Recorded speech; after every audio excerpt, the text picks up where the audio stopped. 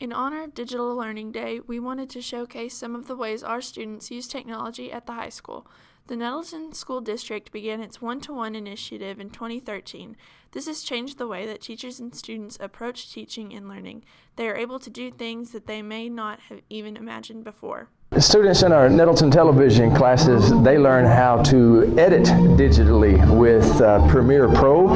The students behind me right now, they're working on a Raider Pride ad that they have written and shot, and right now they're in the post-production phase. They're editing with a program called Premiere Pro, which is industry standard. I mean, this morning while they're editing right here, people in Hollywood are sitting down editing movies that we're going to see on the big screen using that exact same program, Premiere Pro. So they're learning digital technology that's being used right now in the real world and will be used whenever they get out, and makes them very, very marketable when it comes to finding a job. That's what we need to use most. How to use form stabilizing job. Hey, do you read the new ours? No, I haven't. Yeah. That's the one. This one? Yeah, I have to render it first. We're working on the Way We Were video. This video is just it's a joke project. I mean, we're just getting all the pictures from all the students. They're 7th grade year, and we're just putting them in a video. A little funny thing. Right now we're using photos, but we'll use Premiere Pro after this. Well, I teach American Sign Language 1, 2, and 3 here at Nettleton. It's the only one in the state, so that's pretty cool. My students and I use technology almost every single day. Now, as you can see behind me, one of my students is doing a weather forecast. He designed his forecast using an online resource that we are then displaying on the TV, and he's displaying it and then signing about weather using the vocabulary that we learned. We use videos and video production every single day. When each day as a bell ringer, I post myself signing or fingerspelling a word, and I actually create a GIF with that. So, and then they have to respond in a video signing the word and fingerspelling 2 synonyms for the word. So, and then from there, I use the Google tools. We have a Google Classroom where I post videos of myself with instructions or videos of me having taught a lesson that they can then use for resources. We use Google Docs to share information back and forth, to edit, to what we call glossing, which is kind of taking English and changing it into ASL grammar and syntax. And so I can view, as they are glossing, I can view what they're doing and make comments. And we can all see at the same time, which is super cool. Never have we ever had that without Google. We love Google for that. I use Google Forms for all my tests because I can embed videos, I can embed images, I can have students submit videos back, and all of it can be graded and then imported directly back to our Google Classroom so they can see their grade. Another thing I've done is I've created GIFs for all the vocabulary that we use in each unit, and then I created a Quizlet Classroom where students can then go test themselves on the vocabulary. They can see it signed and have the English translation, so they can learn to read it, the receptive skills, and they can learn to reproduce it by having a model available anytime. We used images from online that we printed and put together and made board games. My ASL3 students recently, for a unit on describing clothing and describing physical characteristics, we did the Joan Rivers fashion police, but not as nasty. Students had to dress up in costumes, and they walked the runway. We recorded their runway show, and then they broke up into 2 panels because it's a small class. They had 2 panels in which they had to critique the clothing and the fashion sense of the other team's members' runway walk. And so they created videos where they had a studio set up with the 3 or 4 of them, and then they had a picture-in-picture so that you could see the fashion show as it was happening, so that it was real time. They were signing about the clothing and being really snarky and funny, but not too mean. It was only a certain level of meanness, but it was hilarious. The kids loved it. To make a weather forecast, but we're not able to speak. We have to do it in sign language, and we use the green screen basically to put the forecast like in the back while we're in front of it, like how the news people would do it. And what I was doing, I was just looking up how to sign a couple of numbers that we didn't learn, so I can sign for my forecast.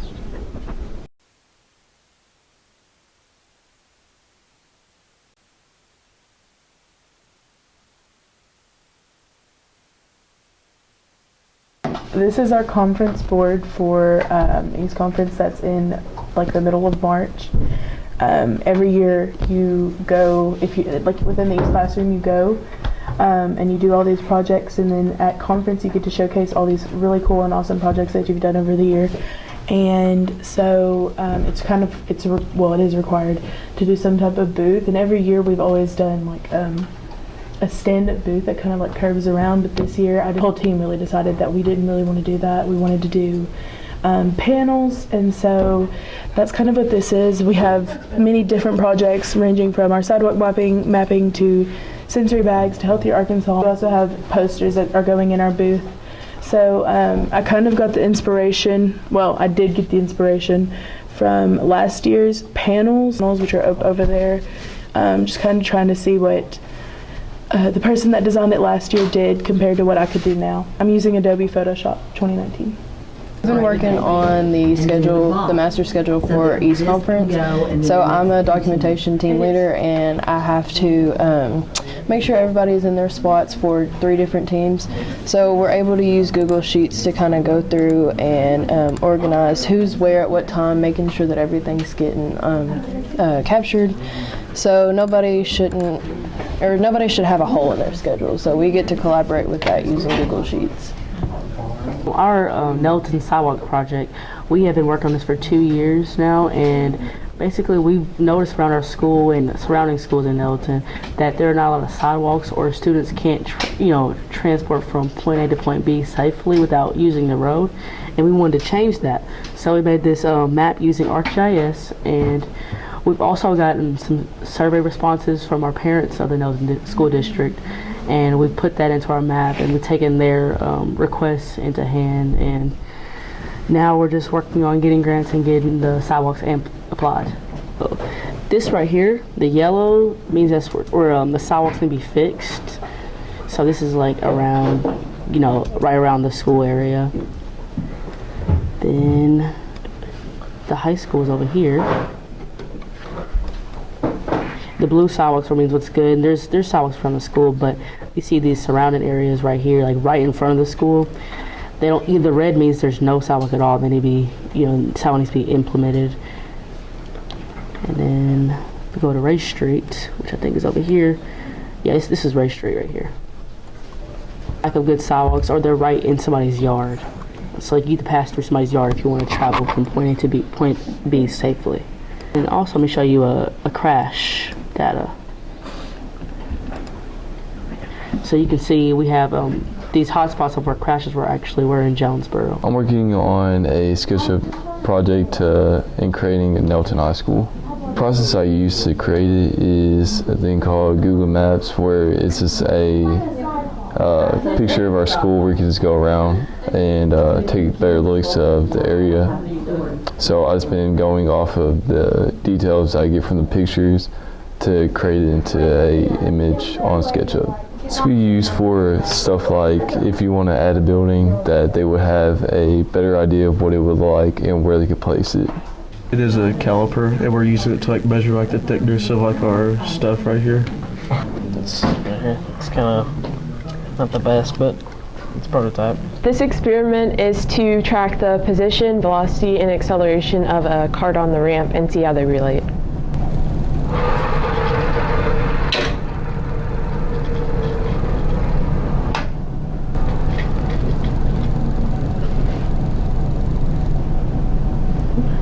So this represents velocity over the time interval, and this represents its acceleration. We're trying to figure out the pressure inside of this Erlenmeyer flask by putting in this hot water and see how the pressure goes up and goes down from room temperature to hot water to cold water. We're using this application called Logger Pro to measure the pressure on the inside of this glass, and then we're using this other computer over here to record all of our data and information that we're gaining from doing this. We answer questions that our teacher asks us, and we use the data that we have when we apply our knowledge of this to it and just answer questions. Room temperature water, hot water, and ice water. Do you know which one has the highest pressure at this point? No. Haven't got there yet? Is that your guess? Is that your hypothesis?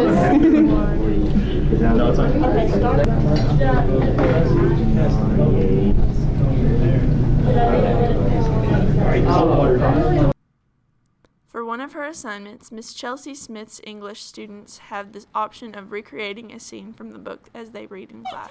Wait! I have to ask you. What? That day my mother died, you said when I picked up the gun it went off. I have to know. Did I do it? I could tell you that I did it. That's what you want to hear. I could tell you that she did it to herself. But both ways I'd be lying. It was you who did it, Lily. You didn't mean to, but it was you.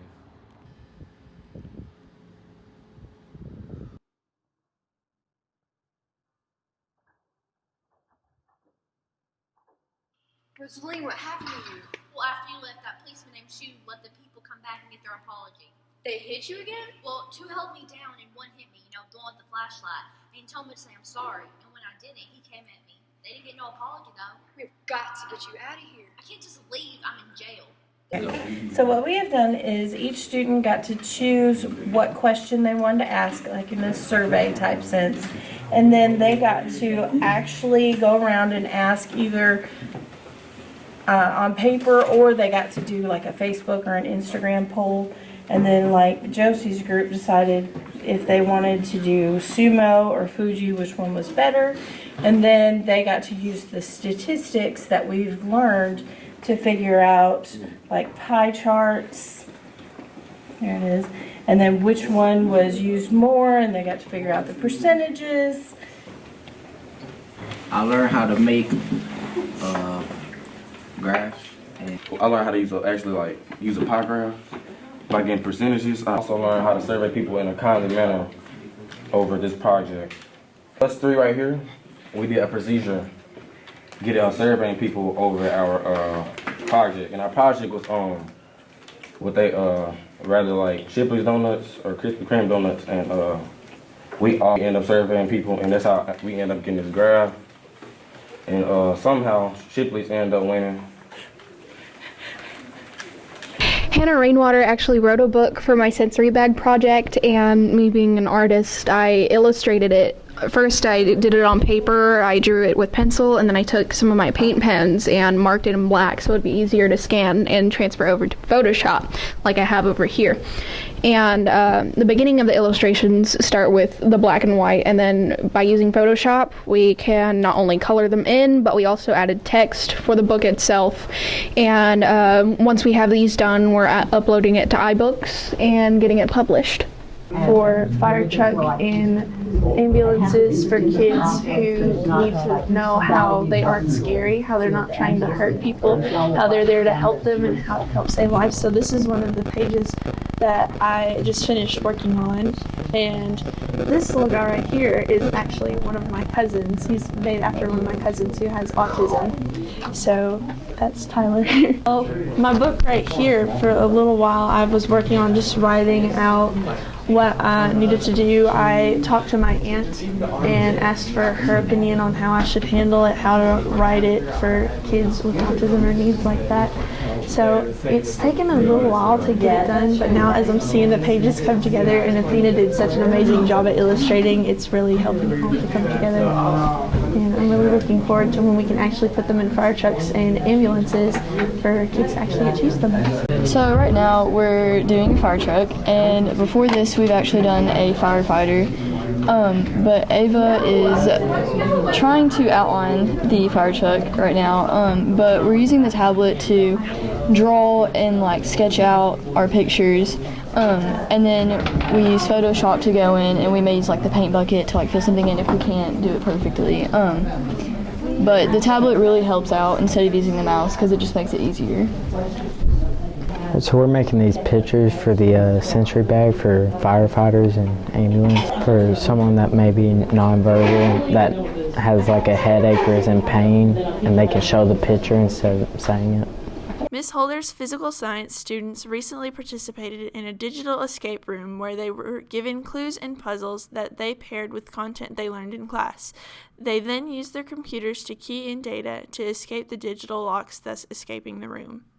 Ms. Taylor Roundtree's Spanish students create videos to highlight some of the things they are learning in class.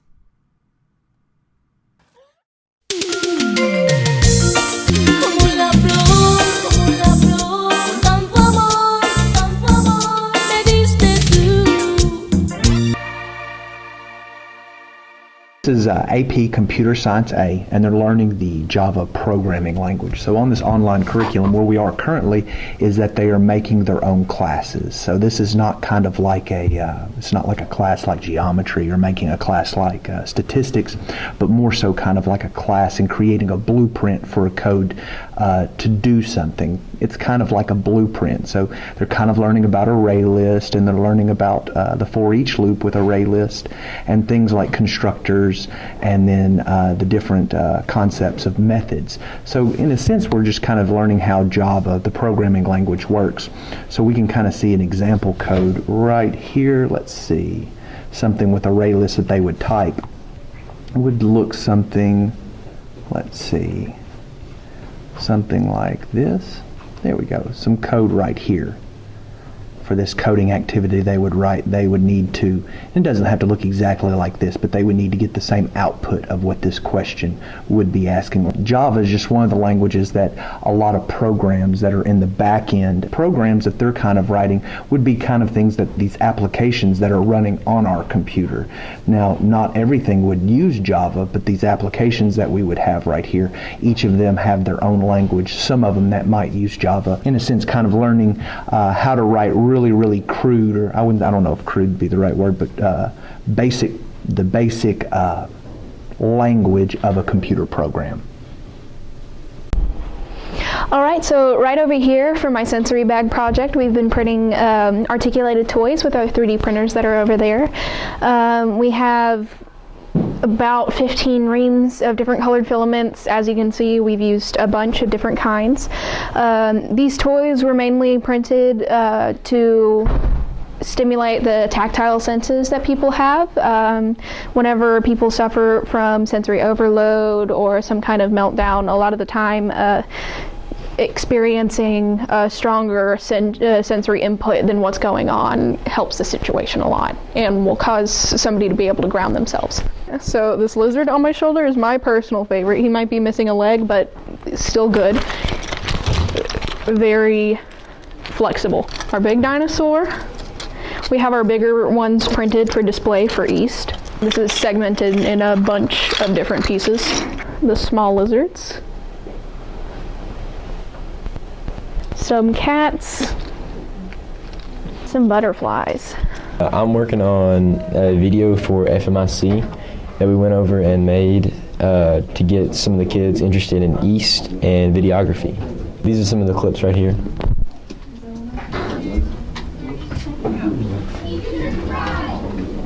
We're using the 3D scanner specifically for my sensory bag project, in which Hannah Rainwater and I wrote an illustrative book, respectively. And we're wanting to 3D scan the main character and actually make a 3D model to put in our sensory bags. I think it's called an iSense. It's called an iSense structure sensor scanner. And we can scan people, objects, and things. We want to scan things so we can make a 3D object and then print them, or we could use them to make armature and blender. We can use them for a lot of things. Looks really good right now. It's filling in perfectly. We do have some small gaps. That's when you slow it on your eyes. Oh, now I filled in right where your pupils were. Both of y'all step back. But you want to see it? There it is. Top of your head's not filled in, but Ooh, Yeah, it got my glasses. of course it did. I mean, it let it process and it'll look really good. There we go. Well, I worked on the After Effects, learning how it basically worked, how you do some simple animations, and these logos here, I thought to animate, so.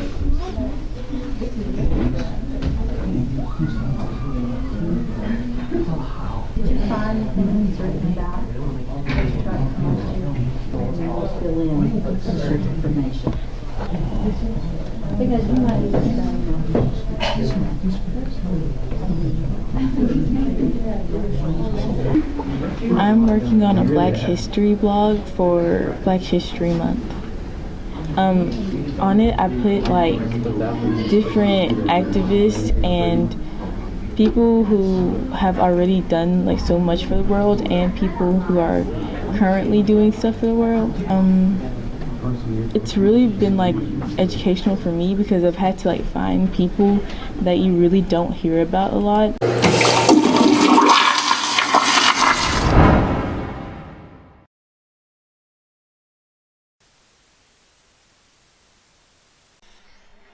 Hey, we got a problem here. Do you know what happens when you don't wash your hands? You're putting yourself and others at risk for hepatitis. Look, it's easy to prevent outbreaks of hepatitis. All you have to do is wash your hands. It takes no more than 20 seconds out of your day to prevent the next outbreak of hepatitis A. One of the ways I use my technology in my classroom is using my iPad. I take Google Slides and I put my examples on here. And so as I work through them in one of my classes, I hit the record button so it records what I'm saying and what I'm writing. And what I do is I will post that on my agenda that every kid has access to. So there's a video lesson, so you can kind of zoom in. There's a video lesson every day. So if they're absent, they have that, or if they just need to relook at the lesson because they forgot something, they can do that. I usually post the answer key to their work so they can have answers and they can check it. And then if they don't know why, they can ask questions. We use IXL in here as well, so that's kind of their math homework that they do in class. It checks it for them, so if they're getting it wrong, they can come ask me why, but it gives them that fluency in math that they need. When I'm at home, if I don't have a calculator, I get on an app or use this calculator on here to figure out the equation, which in this situation, it would be negative because she showed us how to. When it's on below, that means it's a negative. So it'd be negative 1/3 plus 2.